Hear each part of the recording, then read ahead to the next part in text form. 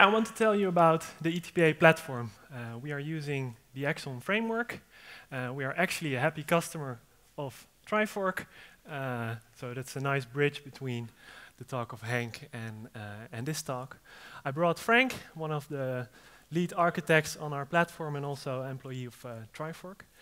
And I'm going to make more or less a statement. So we already saw today, or we heard a couple of companies telling we already use Axon. You already see it in your daily life. For example, the things in the NS app, or if you have something with healthcare, it's already incorporated that we use it now.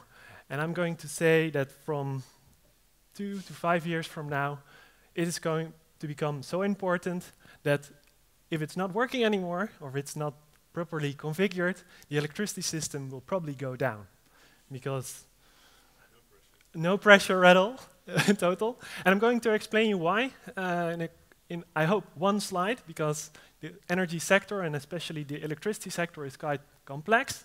So I'm going to tell you a little bit about the business, and then I hand over the mic to Frank, tell you a little bit more in detail about how we incorporated Axon in our platform and what we did the last years and what are we going to do the upcoming years in terms of technology.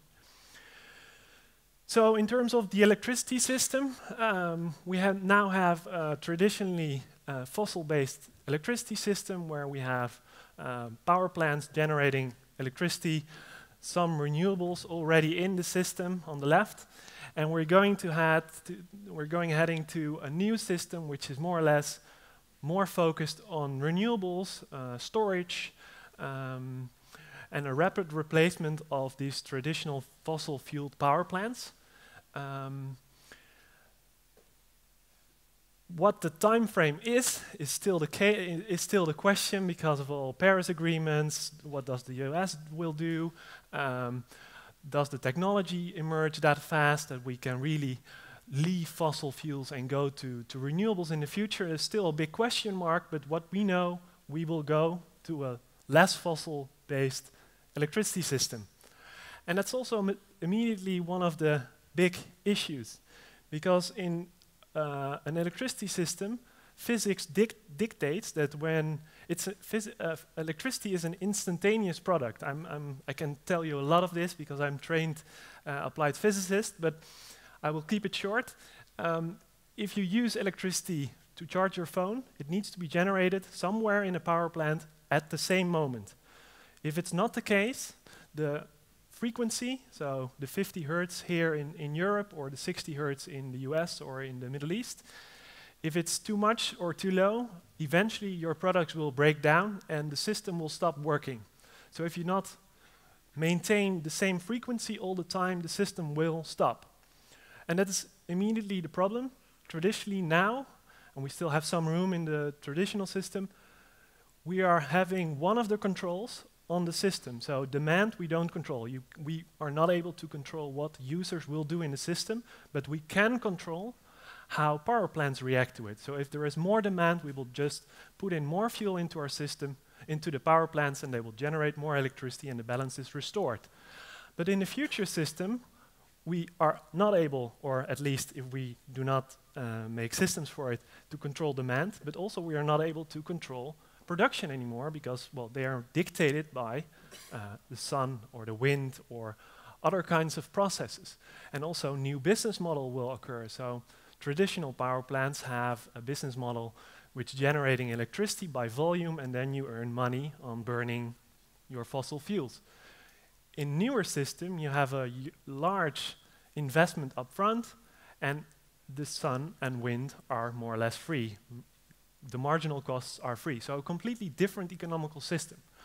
And this brings rise to how are we going to the question, how are we going to balance our system in the future? A lot of things have been said about it, a lot of brilliant minds are thinking about it, smart grids, microservices, also in that case.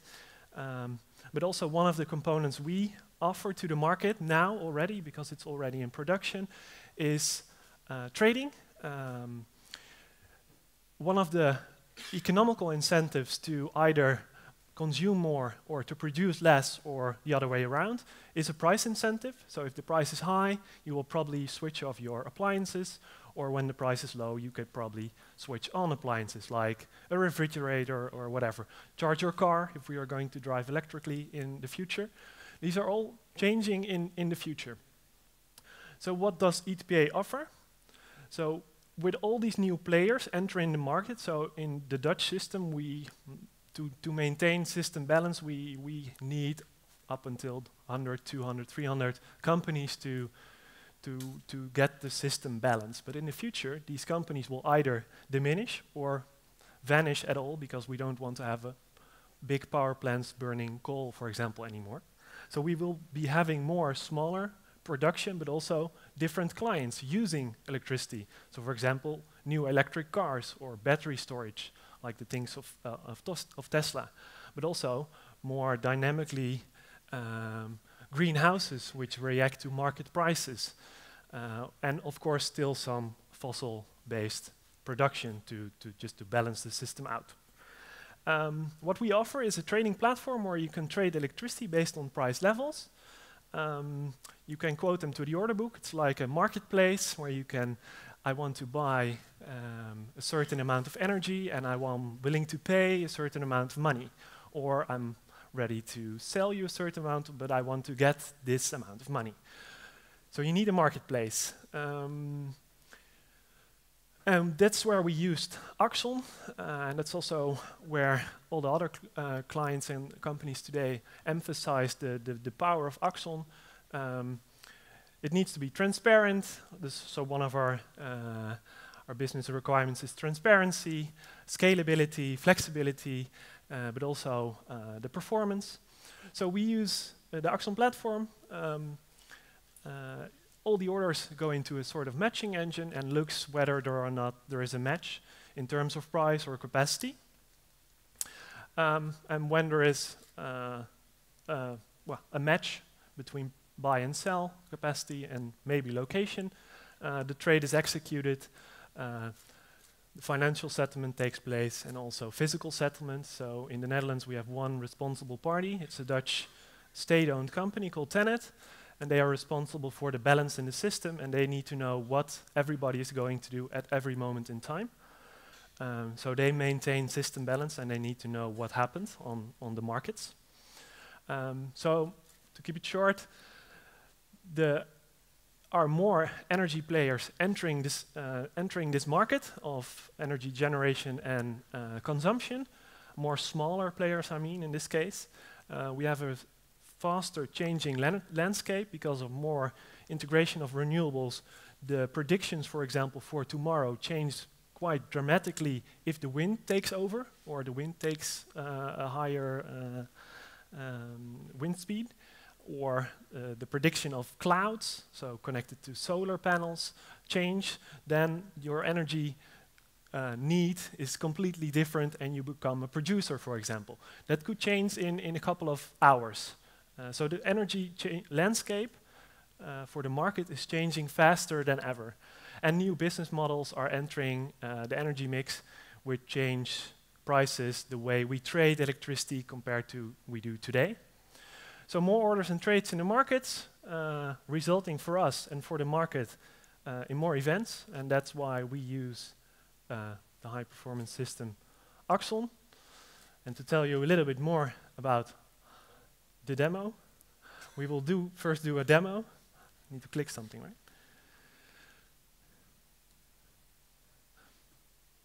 So here we have the acceptance environment locked in already.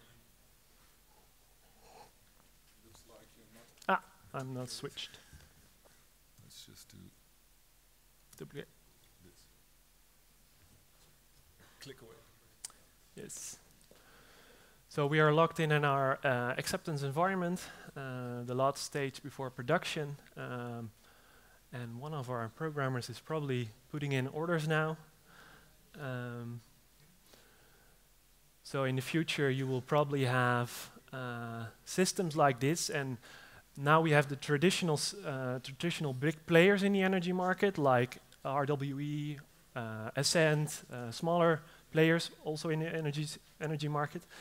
but also emerging new players like aggregators, they're called, which are going to aggregate, and it's different kind of aggregate, but aggregate, for example, electric cars. So we are going to pool the cars together, and we're going to charge them all at once or decharge them all at once, and we are going to sell or buy electricity for these cars. These could all be automated or just manually, but probably these will enter the market in 1 or 2 years from now. And here you can see how in the future the system could balance itself out based on price incentives and on the needs of the customers. For example, if you have a production process making steel or making another product, and you know your marginal cost, you can either sell your electricity what you would use to consume, or you could buy more to produce more products when the electricity price drops. And if you connect the complete market and make the flexibility, which every client has, also you as a consumer has a little bit of flexibility at home, you could stabilize the system based on what is happening in the rest of Europe, for example. I think that would be a nice explanation. Okay. To give the floor to Frank. Yeah, thank you. I'll switch back. Guess this is it.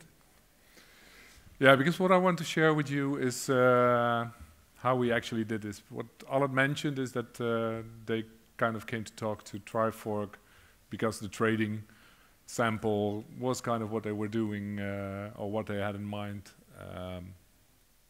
for their business model. And we had some sessions with them, and we started out with a basic model. So basically 5 aggregates and 1 Saga. So this is like, we're putting in orders, we have people interacting with the system, which are the individuals, and the participants are kind of the companies attached to them. All money is handled in wallets. It's familiar terminology, I think. And the one thing that is extra is the order book, and the order book is where all magic happens. So basically the order aggregate takes care of all the nitty-gritty details, like are the order dates valid, and well, all validation basically. And the trading saga kind of manages, does the participant have enough money? Does he have enough capacity to trade? Because it's an electrical system, so not everybody has the same copper at home to trade any amount. So it's limited to a certain capacity. And basically, what we did was start out with a default Axon 2 configuration, because in this time, Axon 3 was still in early beta. And we started simple. So I had some examples, or heard some examples today about starting very complex and then cutting out everything. We really started out with a default Axon setup. So we had simple command bus, simple event bus. Well, didn't do any snapshots, wasn't needed even. And we took the Trifork standard stack, which was obviously Java, Spring. We decided to go for Mongo because it was kind of hip and trending 3 years ago. And Angular was already out there. So Angular front end, Mongo back end. And well, yeah, it just kind of worked. So we connected a payment provider because people need to kind of put money in the wallet before they can trade. We implemented automatic reporting to Tenet because at first it was kind of like, well, we need to tell them that somebody traded a big amount, and it's better to have it automated. This is actually an 80 fucked language, so that's pretty outdated. And Europe is also aware of changing markets. So we have the, what is it? Yeah, but it's a really nice acronym for Corporation of Energy Regulators. So they want to know everything that happens in the energy market. So that means that every change we have in an order book needs to go to Europe, basically. And they've decided on encrypted XML files exchanged by SFTP. So modern communication all over the place. And then something strange happened. We went into production and we got customers. And the system was designed to handle small businesses selling a few megawatts a day maybe. And the first 2 customers actually really active were 2 big energy giants. And there was a reasoning for that, because nobody's trading on an empty order book. So if you find an empty page, if you want to trade, it's not really attractive. So they kind of made a good decision there to get these people on board, fill the order book, and make sure that there is something to trade. So any company could go to the order book and see, well, oh, this is my price for the next quarter, for instance, and see if it's a nice deal, or I want to fire up my silicon melting oven in 2 hours. What's the price, and is it economically affordable, for instance? And that's a good thing. But then, this is an actual quote. So they were working on an API that we created for them, because we didn't have a separate API at first.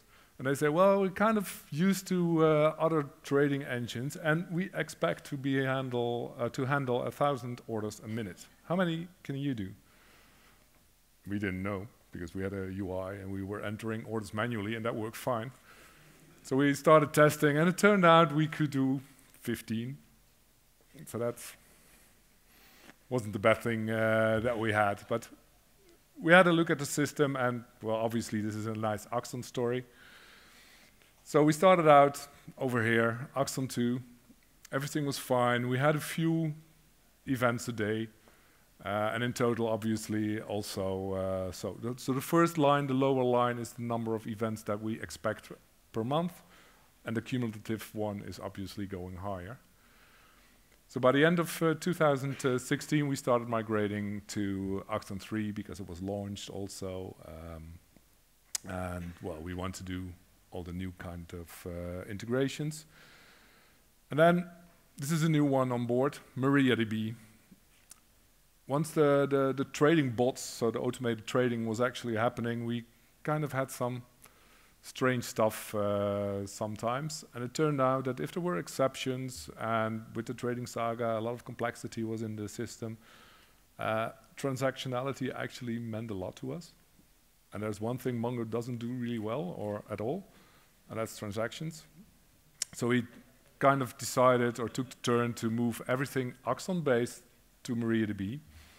And keep the whole read model. So the view model is still in Mongo, because it's really serving out the whole order book as one document, for instance, which is really fast on retrieval.